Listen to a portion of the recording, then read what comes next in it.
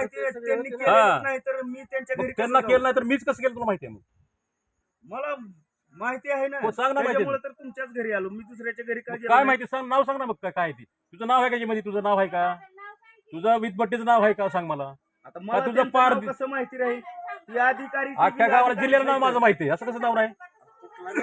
मला काय मला सांगणार आहेत का माझ्या? अरे पण तुला मला काय म्हणायचंय? आता ही साहेब आहे, तुम्ही साहेब कुठं धाड मारायला गेला, तुम्ही आरोपीला नाव सांगता का तुमचं स्वतःच? मला सांगितलं ना, मी म्हणतोय की मला अधिकाऱ्यानं सांगितलंय की तुझ्या गावातून असा असा व्यक्ती सारखं फोन करतोय, त्याच्यामुळे तुझ्यावर एवढ्या रेड पडायला लागले. नाही नाही, मी मगाच सांगितलं ना की तुमच्यापैकी कुणीच माझ्या घरी आलेलं नाही. नाव सांग बघ. नाही नाही, ही तर एवढे ऑफिसर आहेत ना, ह्याच्यात कुणीच नाही. बरं तसं असलं तसं बोलून घ्या, मी सांग ती माणूस ओळखी तुम्ही, मला नाव माहिती नाही त्यांचं.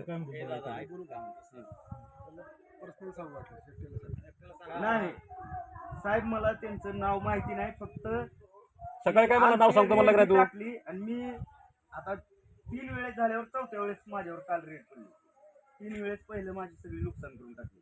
4थ्या वेळेस म्हणलं साहेब असं का करायला लागला? 8 दिवसातून जर 2दा जर येऊन तुम्ही माझी नुकसान करता, असं कोण करायला लागलंय नेमकं सांगा तरी. ती मला म्हणले माझं नाव कुणाला सांगू नको, माझं नाव बी सांगत नाही मी कुणाला. असा असा व्यक्ती यांचं नाव घेतलं, मी सकाळी आलो यांच्या घरी. एवढीच चूक झाली माझी. अरे पण घरी यायचं नसते बाबा, तुझा विशेष नाही घरी यायचा. साहेबाला म्हणाले साहेब तुम्ही माझं सांगितलं का विचारा, आमच्या माणसाला फोन करायचा साहेब सांगायचं फोन करून बाहेर बोलून घ्यायचं ना. असं लेकरं बाळ बायका घरी असते त्या येऊन धिंगाणा करायचं बरं दिसते का?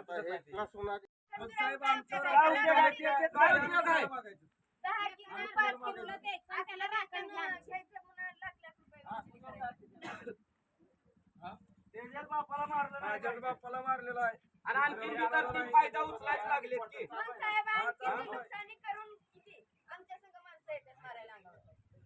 इथं लपत्यात वाटाने कुठं राहण्यात आलं की तिथं गावात नाही माणसं लपत फिरायला लागले आम्हाला मारायला. गावाले येतात गावाले असं माणसं आल्यावर नाही. एक घरी येऊन नुसतं 5 मिनिटं येऊन बसला तर एवढी कळमळ आहे. विचारलं का कसं झालं का झालं, कोणी विचारलं का येऊन?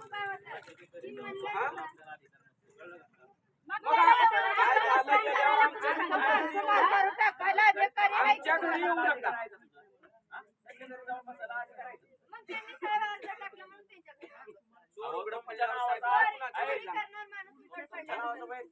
चोर उघडा पडल्यावर तुम्ही कुणाच्या घरी जाणार? चोराच्या घरी जाणार का शेजाऱ्याच्या घरी जाणार? दारू बंद व्हावी म्हणून अर्ज टाकला.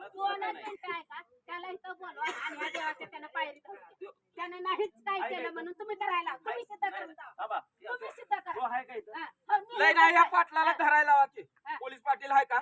त्याचा बी काही रोल नाही ना. त्यानं ह्या मालकाची त्यानं पायरी शिवून दाखवावं. आम्ही जातो आता लगेच.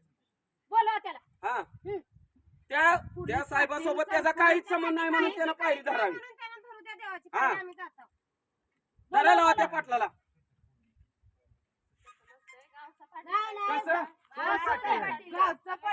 म्हणजे काही करायचं वैयक्तिक तुझी त्याची काय दुश्मनी आहे का? विचारा की किती दुश्मनी आहे. आमची दुश्मनी त्यांची आहे का विचारा बरं. नाही ना, आमची त्यांची काय दुश्मनी आहे का? मग त्यानं गावचा पाटील आहे म्हणून आलाय का नाही तुझा? मग पाटील मग त्यानं आमच्या विषयी तू सरपंचाला फोन केला, आला का सरपंच? पाटील आला हीच विचारायला 10 वेळा फोन केला तेव्हा आला नाही. तेव्हा पोलीस गाडी यायचं म्हणल्यावर तेव्हा अचानक येऊन निघालेला आहे. 1 तास आधी आलेला आहे तुझं. आम्ही यायच्या आधी 1 तास आधी आलेलो आहे. साहेब तीन काय करते. सकाळी 7ला आला हो मी इथं, तेव्हापासून आम्ही फोन करायला त्याला 10 वेळा तर फोन उचलला नाही त्यानं. चला बरोबर आहे, दुसऱ्याच्या घरी जाऊन बसणं बरोबर नाही.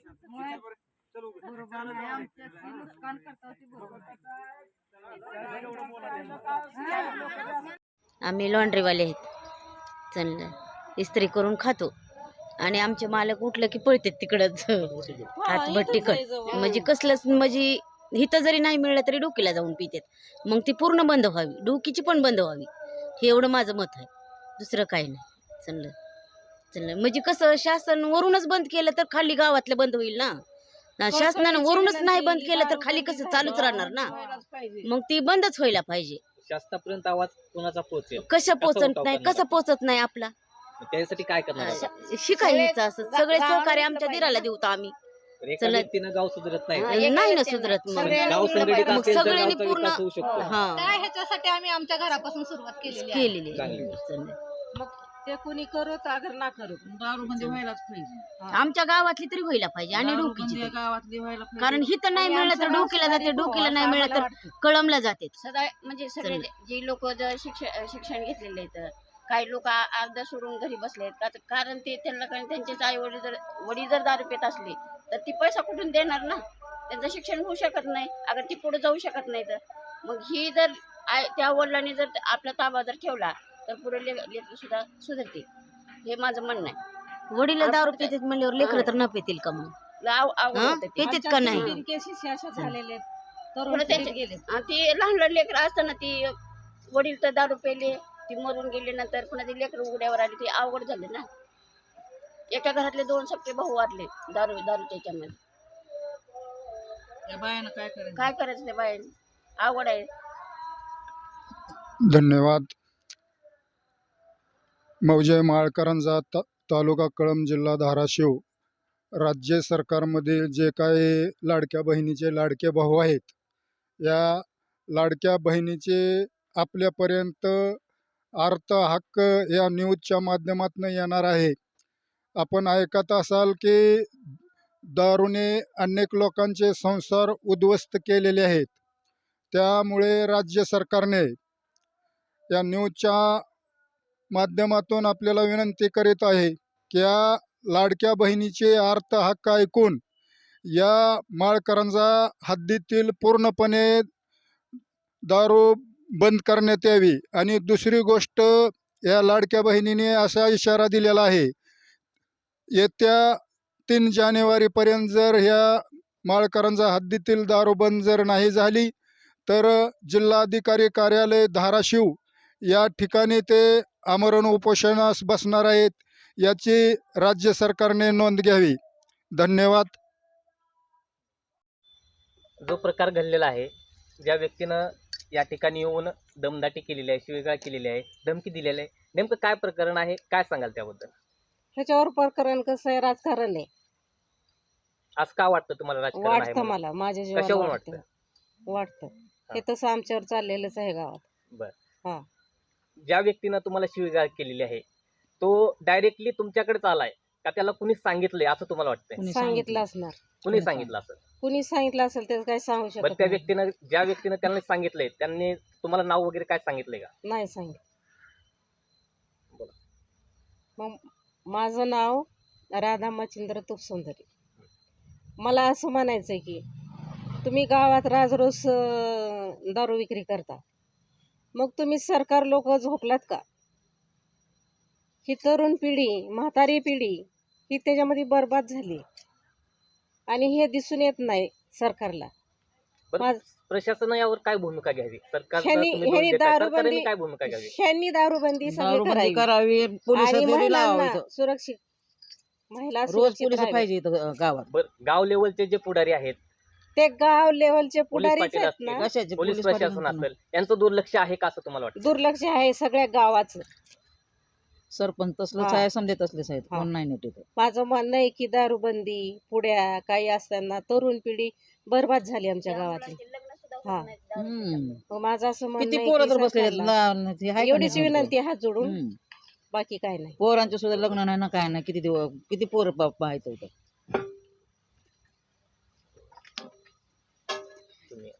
आता तुम्ही बोलणार आहात का? तुम्हाला नाही बोलायचं का? तुम्हाला नाही बोलायचं? बोला की सगळे आम्ही एकच तूप सुंदर व्हायचे नाही. तुम्ही बोला की या ना, तुम्हाला नाही बोलायचं का? एक या ना तुम्ही या पुरी तुम्ही तरी. बी, या या तुम्ही तुम्ही बी. बी. म्हणजे आमचंच घर बोलणार असं झालंय. हा, मग ठीक आहे. आम्ही बोललो मग सांगतात काय यांना जो का गरज आहे म्हणतील. या ना, या मी इथे हा. बोलते. या. नाही, नाही, बसा, ते बोला, बसतात सरकारकडे थोडं बसते. त्यांना बी बोलायचं. तुम्हाला नाही बोलायचं का? या हम्म. बोलायचं का तुम्हाला? पिऊ आम्ही नाही नाही पिऊ पिऊ पण पुरी. बोलायचं. पण आपण बोलायचं, सगळ्यासाठी बोलायचं. काहीतरी तुमचं मत मांडा. हा. कोण बोलणार आहे आता? घ्या आता तिकडे. मी बोलले की बोल का ते तुमच्यासोबत, कारण मला जे आठवलं ते. त्यांच्याकडे त्यांच्याकडे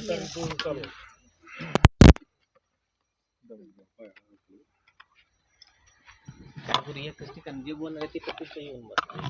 इथं का बसवणार मी नाव सांगा. यमुना गोरखतूप सौंदर्य.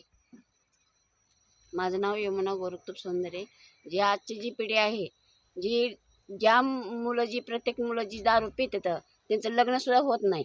ह्या गावामध्ये इतकी दारू आहे की घरामध्ये ती मागितलं की घरामध्ये दारू आणून देतात. शेतामध्ये असले तर शेतामध्ये नेऊन लोक दारू नेऊन देतात.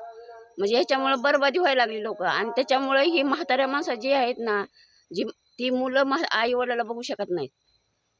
अगर त्यांचे एकेका घरामध्ये कणे दोघं भाऊ मेलेले आहेत दारूमुळं.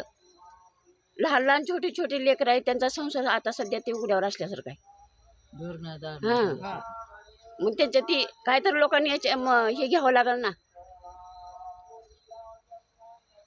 भरपूर लोक शेतामध्ये जातात, दारू फोन केला की तिथं नेऊन लोक बाटल्या नेऊन देतात. या गावामध्ये असं आहे. किती वर्ष झालं चालू आहे? बरेच वर्षापासून आहे ते. आता म्हणून आताच नाही, बरेच वर्ष 2 वर्षाखालीपासून जास्त आहे. जास्त आहे ह्या 2 वर्षामध्ये. 2-4 वर्ष झालंच म्हणायचं. हा. लॉकडाऊन पासून 4 वर्षापासून आहे. ह्या 4-5 वर्षामध्ये भरपूर आहे ती दारू. आणि मेन राज काय हे करते ना, ते काय म्हणतात तंटामुक्तीवाला. मेन तंटामुक्तीवाला तर तेच विकतोय. हे असं नाही केलं पाहिजे. त्याचा बाबा आहे म्हणजे जो कारभारी आहे तोच जर दारू पित असला तर ते उपयोग नाही. मग काय गावाचा विकास होणारच गाव नाही जे ना. सांभाळते त्या माणसाने का नाही दारू पिऊ नये. जर त्याला गावामध्ये राहायचं असेल तर त्या माणसाने चांगलं करावं. आणि आम्ही असं जरी बोललो तरी आम्हाला पण धोका आहे. आम्ही आता ही मीडियाला बोललो ना असं, तरी पण आम्हाला धोका आहे की ह्या बाया अशा मीडियाला बोलतात. ते बरोबर नाही ना. असं हा. हे चुकीचं आहे की बाबा तुम्ही पूर्ण राजकारण माझं तर करताय ना काय मी करा, अशी म्हणत पण होते असं की काय मी कधी चुकीचं करू बोलेल नका. याच्यावर. असं माझं मत होतं. म्हणजे 4 वर्षापासून मी तुमचेच घुसमट मुलं आहेत, होते. तुमचेच लेकर आहेत ना. तुमच्यामुळं ती का नाही, तुम्ही जर तसं करा तुमचे लेकर दारू प्यायला लागलेत, तुमचे मुलं सुपाऱ्या खायला बरबाद लागलेत, तुमचे मुलं शिक्षणामुळं घरी बसून आहेत, त्यांचे लग्न सुद्धा होत नाहीत. मग त्याचे कारण तुम्हीच आहेत ना. आणि ते माझे सासरे हो. ते सासरे आहेत आणि ते सासरे का नाही चांगलेच करतात. बरं, एक नागरिक म्हणून ही तुम्ही एक महत्वाची भूमिका घेतली, ही हो. गोष्ट मान्य आहे. परंतु गाव लेवलला पाहिलं गेलं तर सरपंच असतील, पोलीस पाटील असतील, यापूर्वी त्यांना काय सूचना वगैरे निवेदन दिलंय का या संदर्भात?